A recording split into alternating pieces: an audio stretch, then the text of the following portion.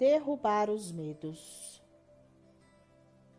De todos os medos que uma consciência pode ter, o maior deles, sem dúvida nenhuma, é o medo da morte. O medo sempre brota do desconhecido, pois quando você passa a conhecê-lo, o medo some, como por exemplo o bicho-papão para as crianças. Hoje no mundo, a morte é um mistério que ninguém explica com uma certeza, e este mistério é que causa medo nas consciências. A morte é um mistério que está além do controle da consciência.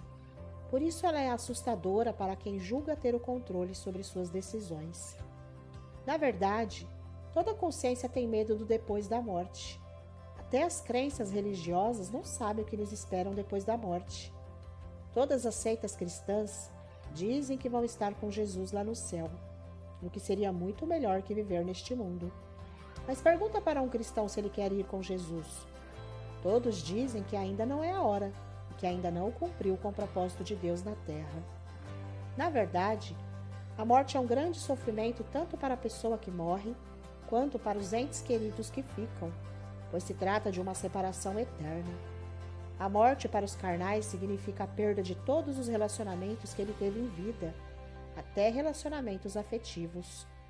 A morte é o fim de tudo que conhecemos, que amamos, que fazemos e que pretendemos neste mundo. Todos os outros medos fora da morte são solucionáveis, mas para a morte não existe solução. A morte é um tabu para todas as culturas humanas. Existem várias experiências traumáticas relacionadas à morte, como a perda de um ente querido e até mesmo o medo incondicional da morte. A descoberta do segredo da vida apagaria todos os medos relacionados à morte e o pós-a-morte. Se criam muitas fantasias em cima do depois da morte, mas só fantasias para amenizar a dor do medo dela.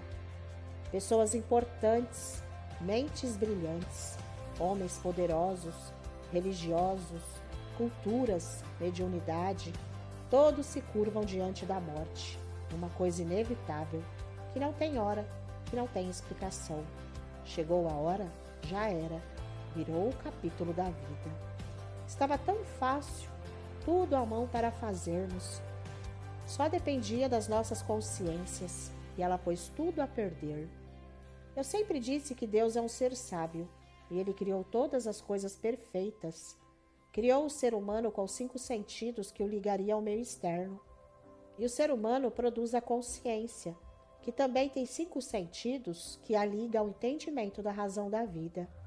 Mas ao invés da consciência raciocinar por lógica, cada uma criou absurdos dentro dela. E são estes absurdos que a consciência cria que a tira da vida eterna do espírito e provoca este medo terrível da morte.